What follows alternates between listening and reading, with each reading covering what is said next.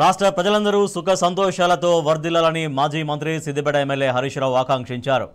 వైకుంఠ ఏకాదశి పర్వదినం సందర్భంగా సిద్దిపేట శ్రీ వెంకటేశ్వర స్వామి దేవాలయం పారుపల్లి వీధిలోని పాత వెంకటేశ్వర స్వామి ఆలయంలో ఉత్తర ద్వార దర్శనం చేసుకున్నారు. ఈ సందర్భంగా రాష్ట్ర ప్రజలకు వైకుంఠ ఏకాదశి శుభాకాంక్షలు తెలిపారు. దేశం రాష్ట్రంలో కరోనా లాంటి మహమ్మారులు ప్రబలకుండా చూడాలని ప్రార్థించారు.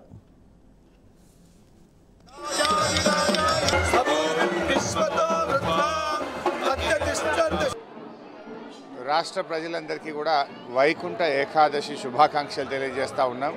ఇలా రాష్ట్ర వ్యాప్తంగా కూడా అన్ని దేవాలయాల్లో మరి ఉత్తర ద్వార దర్శనం అనేటువంటిది ఈనాటి ప్రత్యేకత.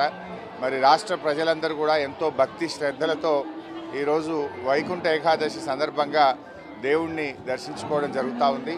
మరి నేను కూడా ఈరోజు సిద్దిపేట వెంకటేశ్వర స్వామి ఆలయంలో వెంకటేశ్వర స్వామి గారిని దర్శించుకొని ప్రత్యేకమైన పూజా కార్యక్రమాలు చేసుకోవడం జరిగింది.